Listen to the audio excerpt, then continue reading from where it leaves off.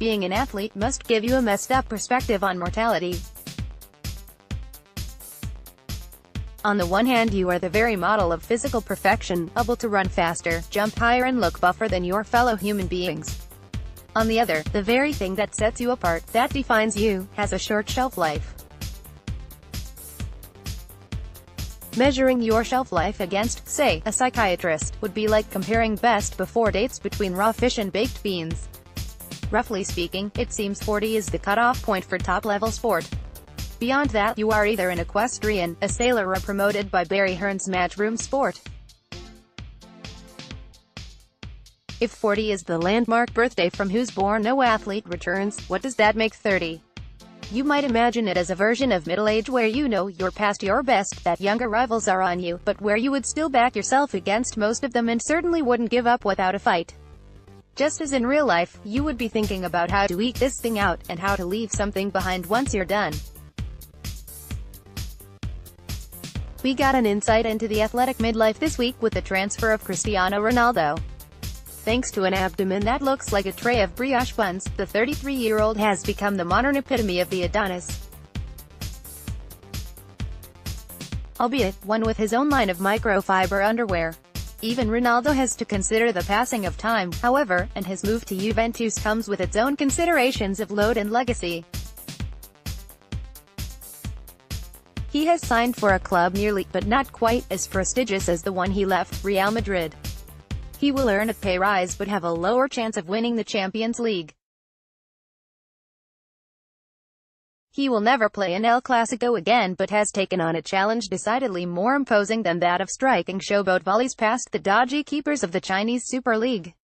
Does Ronaldo's move to Juventus, sealed in a club suit, signal a chance of approach for the Portuguese star?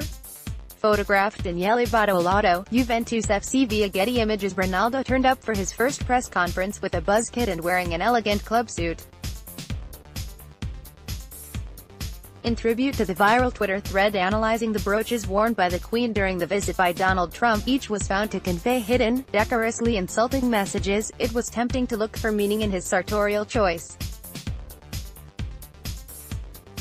The suit was charcoal gray, skinny and sharp, a contrast to the full kit he wore while doing keepy-uppies after signing on at the Bernabeu. The club insignia on the breast pocket also felt like a signal that Ronaldo did not want to be seen as bigger than the club. "Juve is ready, I will be ready," he said of the season ahead. "I am 33, not 23, and I just want people to think of me in the present tense." Perhaps Ronaldo sees affinity between himself and the old lady of Italian football, storied competitors who want to prove they still sit at the top table. It may also be the case that he sees some benefits from switching to Italy's more beneficial tax regime, too, another facet for the 30-something athlete to consider. Tennis players cannot move clubs. But this sport is experiencing its own 30-something marvel, in which elite athletes have been facing down their own bodies to produce tennis comparable to that of their physical peak. Novak Djokovic, at the age of 31, returned from persistent injury to win his 13th Grand Slam title at Wimbledon last weekend. Between him and two other 30-somethings, Roger Federer and Rafael Nadal, they hold all four majors. They have each staged their own remarkable comebacks and physical restorations, putting younger players to shame with their dedication to both the technical and physical part of the sport. This year, John McEnroe described Federer's enduring vitality as beyond belief. The 31-year-old Andy Murray, struggling with his own body and ranked number 839 in the world, knows which example to follow. For female tennis players in their 30s, there is another consideration even more profound than the willingness to push an aging body to its limit. Maternity is no longer a dirty word in the sport. Serena Williams, 36, broke the taboo and predictably made short work of any controversy over her seeding at Wimbledon by reaching the final at a canter. But the matter still remains. The Slovak Dominika Sabulkova, who lost her seeding to Williams, described the situation as unfair, but acknowledged during the tournament that the question of raising her own family is, at the age of 29, coming to the forefront of her mind and, "I don't see myself as coming back after a baby." It is a live dilemma for most female players, and if Sabukova were to retire before having children, she would be in the majority. That said, if there was more effective support for mothers in the game, something being argued for vocally by Victoria Azarenka and other players, maybe the choice would not need to be so stark. Sign up for the recap, our weekly email of editors' picks.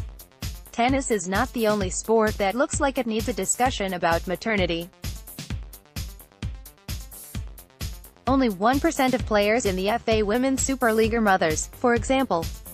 And maternity is not the only issue that confronts female athletes with regards to equality, especially in their 30s. But such matters do not always have to be that way. While a life in sport is comparatively brief, this week has given striking examples of athletes in their 30s finding ways of resisting that good night. Perhaps still more resistance should be expected.